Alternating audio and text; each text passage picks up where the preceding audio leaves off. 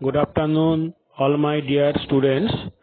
आज के 5 अगस्त बृहस्पतिवार তোমাদের অনলাইনে এর আগের দিন চতুর্থ অধ্যায় থেকে প্রশ্ন উত্তর অনুশীলনী প্রথম অংশ শেষ করেছি। আজকে দ্বিতীয় অংশ নিয়ে উপস্থিত হয়েছি আমি এসআইএস স্যার। তোমরা যারা অনলাইনে আছো এই ভিডিওটা পুরোটা দেখবে এবং যারা অনলাইনে উপস্থিত নেই তারা অবসর সময়ে অবশ্যই এই ভিডিওটি দেখে নিয়ে খাতা কলমে প্র্যাকটিস করে রাখবে, যা তোমাদের সেকেন্ড ইউনিটে কাজে লাগবে। তাহলে এসো আজকে ক্লাস শুরু করি। এবারে আমরা চলে আসি 83 নম্বর পেজে, যেখানে দেখো প্রশ্ন উত্তর অনুশীলনী আছে। এই প্রশ্ন উত্তর অনুশীলনীর যে একের দাগের কোশ্চেন, নিচের উক্তিগুলি কোনগুলি সত্য কোনগুলি মিথ্যা লিখতে হবে। দেখো প্রত্যেকটি কোশ্চেনের ডান পাশে বক্স করা আছে হলুদ রঙের। এই হলুদ রঙের বক্সে সত্য এবং মিথ্যা লিখে প্রশ্নগুলোর উত্তর দিতে হবে। আমি এখানে ছোট জায়গার জন্য সত্যের পরিবর্তে টি এবং মিথ্যার পরিবর্তে এফ লিখে সমাধান করছি, তোমরা বুঝে নাও। একের ক নম্বর কোশ্চেন দেখো, ক্যালকুলেটর ব্যবহার করে জটিল যোগ বিয়োগ দ্রুত সমাধান করা যায়। আমরা এর আগে ক্যালকুলেটর পড়েছি এবং তাতেও আমরা জেনেছি যে ক্যালকুলেটর ব্যবহার করে শুধু যোগ বিয়োগ কেন, গুণ ভাগ বা অন্যান্য জটিল কাজও করা যায়। তো অতএব এটা হচ্ছে টি বা সত্য। খ নম্বর কোশ্চেন আছে দেখো, এমএস পেন্ট দ্বারা খুব সুন্দরভাবে চিঠিপত্র লেখা যায়। তা কিন্তু নয়। এমএস পেন্ট হলো একটি অ্যাপ্লিকেশন সফটওয়্যার যার সাহায্যে আমরা ছবি আঁকতে পারি এবং ছবিটিকে সুন্দরভাবে রং করে গড়ে তুলতে পারি। কিন্তু চিঠি লেখার জন্য আমরা ওয়ার্ড প্যাড বা নোটপ্যাড, ওয়ার্ড প্রসেসিং সফটওয়্যার আমরা ব্যবহার করে থাকি। তাহলে এটা চিঠি লেখা কখনোই যায় না এখানে, অতএব এই অংশটা হচ্ছে ফলস। বোঝা গেল? গ নম্বর কোশ্চিন কি আছে দেখো, নোটপ্যাডে এডিট মেনুর সাহায্যে টাইপ করা অংশের পরিমার্জন, পরিবর্তন, সংশোধন ইত্যাদি কাজ করা যায়। এডিটে আমরা দেখিয়েছিলাম যে আমরা যে কোনো এডিট মেনুর সাহায্যে যে সমস্ত কাজগুলো করা যায়, cut, copy, paste, delete, undo, redo, এগুলো পরিমার্জন, পরিবর্তন বা সংশোধন করারই কাজ। অতএব এটাও হচ্ছে আছে কি হবে, ট্রু বা সত্যি। ঠিক আছে। ঘ নম্বর কোশ্চেন দেখো, পেন্টে আঁকা ছবি বা লেখাকে হার্ড ডিস্কে বা ফ্লপিতে স্থায়ীভাবে সঞ্চয় করতে সেভ অপশনটি ব্যবহার করা হয়। সেভ মানে সঞ্চয় করা। এখানে প্রথমবারের জন্য কোনো ছবিকে যদি আমি সেভ করি বা সেভ অ্যাজ অপশন দ্বারা ব্যবহার করি, তাহলে আমরা হার্ড ডিস্কে বা ফ্লপি ডিস্কে আমরা সঞ্চয় করতে পারবো। এখানে সেভ লেখা আছে, এটা সত্যি। যদি সেভ অ্যাজ লেখা থাকতো তাহলেও কিন্তু এটা সত্য হতো। প্রথমবারের জন্য সেভ করতে আমরা এই অপশন দুটোই ব্যবহার করে থাকি। নেক্সট পেজের কোশ্চেনগুলো এবারে লক্ষ্য করো। 19 নম্বর কোশ্চেনে আছে যে কিবোর্ডের Ctrl+C বাটনটি প্রেস করে কোনো ছবির অংশবিশেষ অথবা সম্পূর্ণ চিত্রটিকে স্ক্রিন থেকে মুছে ফেলা যায়। Ctrl+C কার শর্টকাট? কপির শর্টকাট বা প্রতিলিপি গঠন করা যায়। অতএব এটা হচ্ছে মিথ্যা। ঠিক আছে। 6 নম্বর কোশ্চেন আছে দেখো, সিলেক্ট অল অপশনটির সাহায্যে স্ক্রিনের একাধিক চিত্রকে একসঙ্গে সিলেক্ট করা যায়। স্ক্রিনের একাধিক চিত্র, যদি অনেকগুলো চিত্র থাকে তাহলে আমরা সিলেক্ট অল বা যার শর্টকাট হচ্ছে Ctrl+A, এটা করে আমরা সিলেক্ট করতে পারি। তাহলে এই প্রশ্নের উত্তর হচ্ছে ট্রু বা সত্য। নেক্সট দেখো, নোটপ্যাডের ফাইল মেনুর এক্সিটে ক্লিক করে প্রোগ্রাম থেকে বেরিয়ে আসা যায়। ক্লাস করার সময় তোমাদের বলেছিলাম যে নোটপ্যাড বা কোনো অ্যাপ্লিকেশন প্রোগ্রাম থেকে বেরিয়ে আসতে কী কী পদ্ধতি আছে। এটা তার মধ্যে একটা পদ্ধতি ছিল ফাইল মেনুর অন্তর্গত এক্সিটে ক্লিক করলে আমরা প্রোগ্রাম থেকে বেরিয়ে আসতে পারি। অতএব এটা হচ্ছে ট্রু বা সত্য। বর্গীর জয় কোশ্চেন দেখো, কম্পিউটারে ক্যালকুলেটর ব্যবহার করে শুধুমাত্র যোগ বিয়োগ করা যায়। তাই কি? তাই কিন্তু নয়। ক্যালকুলেটর ব্যবহার করি আমরা যোগ বিয়োগ গুণ ভাগ বা অন্যান্য গাণিতিক কাজ করার জন্য। এই জন্য এটা হচ্ছে ফলস। নেক্সট কোশ্চেন, কম্পিউটারের মেমোরি বাটনের সাহায্যে যে কোনো সংখ্যাকে মেমোরিতে সঞ্চয় করা যায়। ক্যালকুলেটর যখন পড়িয়েছিলাম বিভিন্ন বাটনের কাজ উল্লেখ করেছিলাম, তার মধ্যে মেমোরিতে সঞ্চয়ের জন্য মেমোরি আমরা ব্যবহার করতে পারি মেমোরি বাটনের সাহায্যে, এটা হচ্ছে ট্রু। নেক্সট দেখো, কম্পিউটার গেমস সিডি, ডিভিডি বা ফ্লপি থেকে সরাসরি ইনস্টল করা যায় না। আমরা কম্পিউটারে যে সমস্ত গেমগুলো পাই সেগুলো বাই ডিফল্ট গেম কিছু থাকে, এবং বাইরের থেকে যদি আমরা কোনো গেম ইনস্টল করতে চাই বা কম্পিউটার লোড করতে চাই তাহলে সিডি, ফ্লপি ডিস্ক বা ডিভিডি থেকে আমরা সেটা করতে পারি, ইনস্টল করতে পারি, কিন্তু এখানে করা যায় না বলা আছে, এই জন্য এটা ফলস। বোঝা গেল? এবারে দেখো 84 পেজে 2 দাগের শূন্যস্থান পূরণ। এখানে জায়গা ছোট, আমি লিখে জায়গা ধরাতে পারবো না, সেই জন্য আমি শূন্যস্থানগুলো মুখে আস্তে আস্তে বলে দিচ্ছি, ভালো করে শুনে নাও এবং বুঝে নাও। ক নম্বর কোশ্চেন 3টে শূন্যস্থান আছে, দেখো ড্যাশ, ড্যাশ ও ড্যাশ। তো ড্যাশ, ড্যাশ ও ড্যাশ সফটওয়্যারের সাহায্যে কোনো লেখা টাইপ করা যায়। আমাদের 3টে ওয়ার্ড প্রসেসিং সফটওয়্যার এখানে উল্লেখ করতে হবে, নোটপ্যাড, ওয়ার্ডপ্যাড, এমএস ওয়ার্ড। তোমাদের প্রথমেই দেখবে এই প্রসেসিং সফটওয়্যারগুলো উল্লেখ করা আছে, ঠিক আছে? 6 দাগের দেখো আছে, নোটপ্যাডে কোনো পুরানো ফাইল খুলতে ফাইল মেনু ড্যাশ অপশনে মাউস ক্লিক করতে হয়। ফাইল মেনুর কোন অপশনে? ওপেন অপশনে যদি আমি মাউস ক্লিক করি তাহলে পুরানো ফাইল যেটা কম্পিউটার আগে থেকে সেভ করা আছে সেটা স্ক্রিনে খুলে যাবে। গ নম্বর কোশ্চেন দেখো, নোটপ্যাডে এডিট মেনুর ড্যাশ অপশনটির সাহায্যে কোনো শব্দ বা ওয়ার্ডকে অন্য কোনো শব্দ বা ওয়ার্ডে পরিবর্তন করা যায়। এই যে রিপ্লেস বললাম, যার শর্টকাট Ctrl+H, রিপ্লেস করলে কোন শব্দের পরিবর্তে কোনটাকে রিপ্লেস করব সেটা আমরা করতে পারি। ক্লাসে বলা হয়েছিল, পুরনো লিঙ্ক দেখে নেবে। তারপর দেখো ঘ নম্বর কোশ্চেন, এমএস পেন্টে ড্যাশ টুলের সাহায্যে ছবি আঁকা যায়। কোন টুলের সাহায্যে? পেন্সিল টুলের সাহায্যে। আমরা যেমন পেন্সিলের মাধ্যমে আর্ট পেপার ছবি আঁকি, তেমনি পেন্সিল টুল ব্যবহার করে আমরা স্ক্রিনে বা পেন্সিল ক্যানভাসে ছবি অঙ্কন করতে পারি। 15 নম্বর কোশ্চেন দেখো, এমএস পেন্টে কুইক অ্যাক্সেস টুলবারটি ড্যাশ অবস্থিত। কোথায়? টাইটেল বারে অবস্থিত। টাইটেল বারের বাম দিকে কালার প্যালেটের পাশেই দেখবে, এই পেন বাটনের পাশে দেখা যাবে এই কুইক অ্যাক্সেস টুলবারটি, ঠিক আছে? তাহলে এটা শূন্যস্থানে কি হচ্ছে? টুলবারে অবস্থিত। 4 নম্বর কোশ্চেন দেখো, এমএস পেন্টে ড্যাশ টুলের সাহায্যে ফ্রি হ্যান্ড ড্রয়িং করা যায়। এখানেও কিন্তু পেন্সিল টুল লিখতে হবে। ছবি আঁকা যেমন যায় পেন্সিলের সাহায্যে, আর কি করা যায়? ফ্রি হ্যান্ড ড্রয়িং করা যায়, এটাও পেন্সিল টুলের সাহায্যে। ড্যাশ বাটন দুটি একসঙ্গে প্রেস করলে আমরা পেন্ট ব্রাশে কোনো আঁকা ছবি প্রিন্ট নিতে পারি। কাগজে যদি প্রিন্ট নিতে চাই তাহলে আমরা ড্যাশ বাটন দুটি একসঙ্গে প্রেস করতে পারি, অর্থাৎ কিবোর্ডের শর্টকাট বাটন দুটি লিখতে হবে। প্রিন্ট করার জন্য শর্টকাট কি বাটন কি?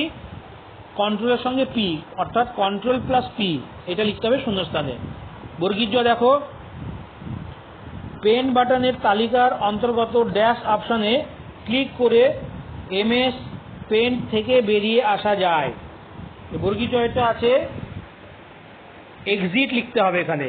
পেন্ট বাটনের তালিকার অন্তর্গত এক্সিট অপশনে ক্লিক করলে আমরা পেন্ট থেকে বেরিয়ে আসতে পারবো।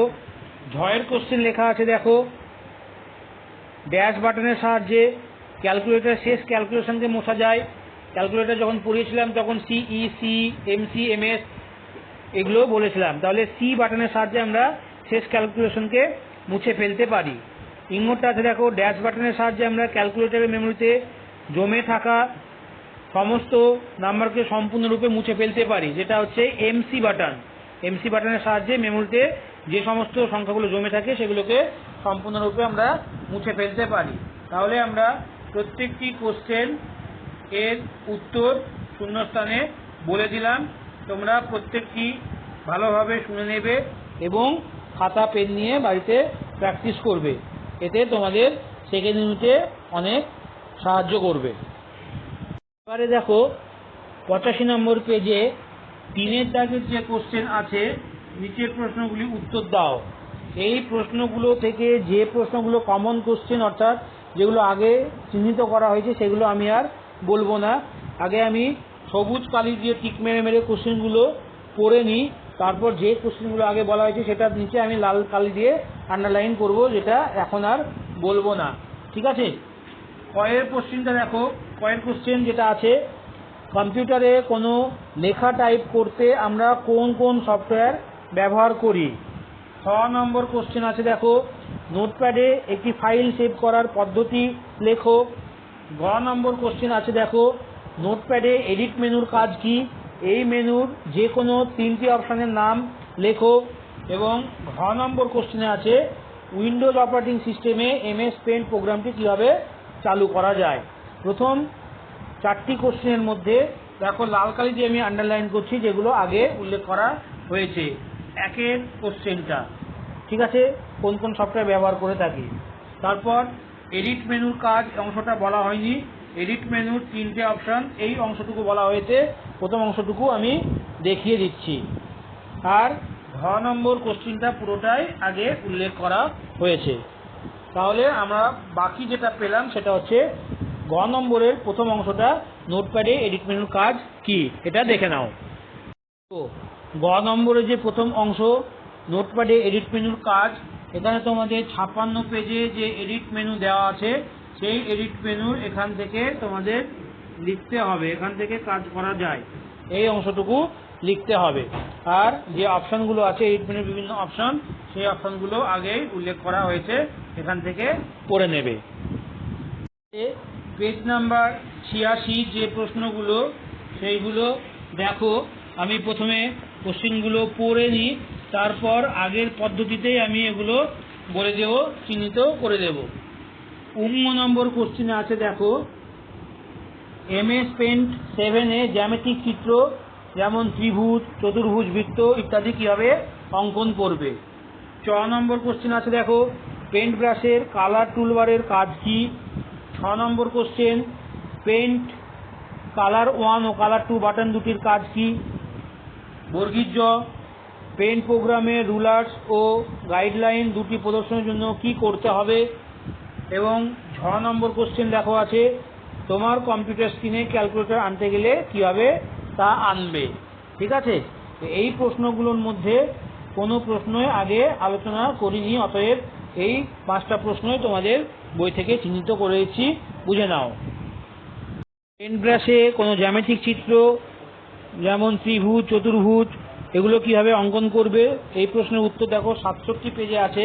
সেই 67 পেজে শেপস কমান্ড গ্রুপ দেখো, শেপস কমান্ড গ্রুপের যে শেপসের আকারগুলো আছে এটা পুরোটাই তোমাদের লিখতে হবে।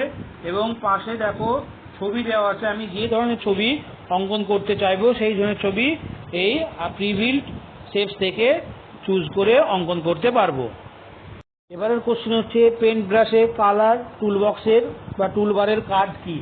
এখানে তোমাদের 69 পেজে দেখো কালার প্যালেটস লেখা আছে। এই কালার প্যালেটসের যে কাজ তোমরা প্রত্যেকেই জানো, কালার প্যালেটস থেকে আমরা বিভিন্ন যে রং প্রদর্শিত হয়েছে সেই রঙের মধ্য থেকে যে ধরনের রং আমি অঙ্কন করতে চাই বা লিখতে চাই অথবা কোনো আবদ্ধ ক্ষেত্রকে ফিল আপ করতে চাই, তাহলে আমরা এখান থেকে সিলেক্ট করে কালারগুলোকে কাজে লাগাতে পারবো, তাই তো? বুঝে নাও। প্রশ্ন হচ্ছে পেইন্টে কালার 1 এবং কালার 2 এই দুটো বাটনের কাজ কি। প্রথমে আমি কালার 1 এবং কালার 2 কোথায় থাকে সেটা দেখিয়ে দিচ্ছি। দেখো কালার প্যালেটের বাম দিকে কালার 1 এবং কালার 2 দুটো বাটন দেখা যাচ্ছে, তো এদের কাজ কি সেটা বুঝে নাও। দেখো কালার 1 এবং কালার 2 এর কাজ তোমাদের 68 পেজে দেওয়া আছে। কালার্স কমান্ড গ্রুপের যে অ্যাক্টিভ কালার বক্স, একটু বড় করি লেখাটা, অ্যাক্টিভ কালার বক্স এই অংশটায় পুরোটাই কি আছে, কালার 1 এবং কালার 2 বাটনের ব্যাখ্যা দেওয়া আছে। এখান থেকে পড়ে তোমাদের পরের পেজের অর্থাৎ 69 পেজের এই অংশগুলো তোমাদের বুঝে নিতে হবে, তবে কালার 1 এবং কালার 2 এর কাজ সঠিকভাবে বুঝতে পারবে ও লিখতে পারবে।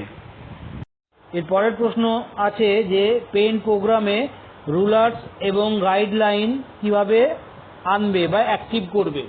তোমাদের দেখো 70 নম্বর পেজে একটা ছবি আছে, যে ছবিটা আমি একটু বড় করে দেখাই। এই ছবি পেইন্টে খোলার পর যে ভিউ মেনু বার আছে, ভিউ মেনু বারের দেখো 3টে অপশান আছে, রুলার্স, গাইডলাইন, স্ট্যাটাস বার। এই যে অংশটা চারকোনা অংশটা আমি দেখাচ্ছি, এই চারকোনা অংশের 3টে অপশানে দেখো বাম দিকে টিক মারা আছে, যখনই মাউস ক্লিক করব তখন টিক হয়ে যাবে। এভাবে আমরা অ্যাক্টিভ করতে পারবো রুলার্স, গাইডলাইন এবং স্ট্যাটাস বারকে। প্রশ্ন আছে, তোমার কম্পিউটার স্ক্রিনে ক্যালকুলেটর কিভাবে আনবে। 77 পেজে দেখো ক্যালকুলেটর খোলার পদ্ধতি এখানে উল্লেখ করা আছে। কিভাবে আমরা ক্যালকুলেটর আনতে পারি, স্টার্ট অল প্রোগ্রামস এক্সারসাইজ থেকে ক্যালকুলেটরে ক্লিক করলে এই যে ছবিটা দেওয়া আছে এখান থেকে আমরা স্টার্ট বাটন থেকে আমরা এই রকম একটি ক্যালকুলেটরের ছবি স্ক্রিনে পেয়ে যাব। এটা ক্লাসে কিন্তু আগে উল্লেখ করা হয়েছে, দেখে নেবে। 85 পেজে 3-এর জায়গায় যে প্রশ্নগুলো নিয়ে আলোচনা করছিলাম তার মধ্যে দেখো 6 নম্বর কোশ্চিনটা বাদ পড়ে গেছে। নোটপ্যাডে একটি ফাইল সেভ করার পদ্ধতি লেখো, এই অংশটা চিহ্নিত করা হয়নি, এটা দেখে নাও। ফাইল সেভ করার পদ্ধতি, এই উত্তরটি 56 পেজে আছে। দেখো ফাইল সেভ করার পদ্ধতি কি, এখানে নোটপ্যাডে ফাইল সেভ করার পদ্ধতি প্রত্যেকটি ধাপে ধাপে উল্লেখ করা আছে। 3টে ধাপ এখানে দেওয়া আছে এবং পাশেই দেখো একটা চিত্র দেওয়া আছে। ফাইল মেনু থেকে আমরা যে ড্রপ ডাউন অ্যারো পাবো সেই ড্রপ ডাউন অ্যারো সেভ অথবা সেভ অ্যাজ, একটু বড় করে দেখায় ছবিটা, সেভ অথবা সেভ অ্যাজ এই দুটো অংশে ক্লিক করে আমরা ফাইল নেম দিয়ে নোটপ্যাডের কোনো ফাইলকে সেভ করতে পারি। এই অংশের শেষ প্রশ্ন দেখো, ক্যালকুলেটরের এমআর ও সিই বাটন দুটির কাজ লেখো। এই প্রশ্নটা কোথায় আছে বইয়ে চিহ্নিত করছি, দেখে নাও। দেখো এই প্রশ্নের উত্তরটি 78 পেজে আছে। তোমাদের ক্লাসে পড়িয়েছিলাম ক্যালকুলেটর বিভিন্ন বাটন, সেখানে দেখো C, CE, MC, MR, MS, M plus. তো এখানে তোমাদের প্রশ্নে সিই এবং এমআর এই দুটো বাটনের কাজ উল্লেখ করতে বলা হয়েছে, কিন্তু এখানে এই অংশ থেকে যে কোনো বাটন তোমাদের পরীক্ষায় আসতে পারে, অতএব গোটাটাই তোমরা ভালোভাবে দেখে নেবে, ঠিক আছে। এবারে দেখো তোমাদের বইয়ে 87 পেজের 4-এর দাগের লাস্ট কোশ্চেন, ওয়ার্ডপ্যাডে ব্যবহৃত শর্টকাট কি গুলির নাম লেখো। এই যে এখানে শর্টকাট কিগুলো দেওয়া আছে, এই কিগুলোর নাম লিখতে হবে। আমি এখানে তোমাদের দেখিয়ে দিচ্ছি, লিখে তোমরা দেখে নাও। বড় করি স্ক্রিনটা, তাহলে বুঝতে পারবে। এখানে দেখো Ctrl+O, এটা মানে হচ্ছে ওপেন, অর্থাৎ কম্পিউটারে আগে থেকে কোনো সেভ করা ফাইল আমরা ওপেন করতে পারি। Ctrl+Z, এটা হচ্ছে আনডু। আনডু মানে তোমরা জানো, হঠাৎ করে কোনো কিছু মুছে গেলে সেটাকে আবার ফিরে পাওয়া যায়। Ctrl+V, ওটা হচ্ছে পেস্ট।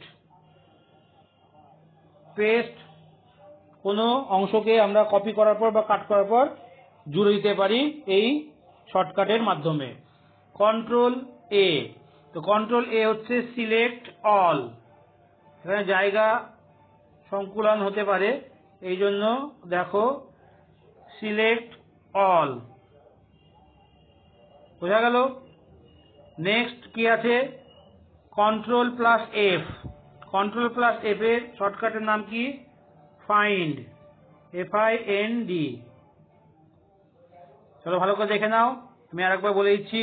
Ctrl+O ওপেন মানে পুরোনো ফাইল খোলা, Ctrl+Z আনডু মানে কোনো হঠাৎ করে কাজ মুছে গেলে সেটাকে ফিরিয়ে আনা, Ctrl+V হচ্ছে পেস্ট, প্রতিলিপিকে অন্য এক জায়গায় জোড়া দেওয়া, Ctrl+A একাধিক ছবি যদি থাকে একটা পেজে সমগ্রকে একসঙ্গে সিলেক্ট করা, Ctrl+A হচ্ছে সিলেক্ট অল, আর Ctrl+F হচ্ছে ফাইন্ড বা খুঁজে পাওয়া কোনো শব্দকে, ঠিক আছে। ডান দিকের অংশে আছে দেখো, আবার ডান দিকের অংশে আমি একটু বড় করে দেখাই, Ctrl+N, এটা হচ্ছে নিউ, নতুন যদি কোনো ফাইল আমরা তৈরি করতে চাই তাহলে আমরা Ctrl+N চেপে করতে পারি। Ctrl+X অর্থাৎ কোনো ফাইলের স্থান পরিবর্তন করা, সেটাকে কাট বলা হয়, ঠিক আছে। Ctrl+P, আমি যদি কোনো ছবিকে কাগজে প্রিন্ট করতে চাই তাহলে প্রিন্ট করার জন্য আমরা এই শর্টকাট ব্যবহার করি। Ctrl+P হচ্ছে print. Control plus H, replace, একটা শব্দের পরিবর্তে অন্য শব্দ যদি আমি পরিবর্তন করতে চাই তাহলে আমাকে রিপ্লেস করতে হয়। তো এই রিপ্লেসের শর্টকাট হচ্ছে কন্ট্রোল প্লাস এইচ। ঠিক আছে। F3, F3 কি? নোটপ্যাডে যদি কারেন্ট ডেট এবং টাইম আমি দেখতে চাই তাহলে আমরা সেটা করতে পারি, টাইম অ্যান্ড ডেট, GATE। বোঝা গেল? এইগুলো ভালোভাবে তোমাদের মুখস্থ রাখতে হবে, তবেই তোমরা শর্টকাটগুলো লিখতে পারবে।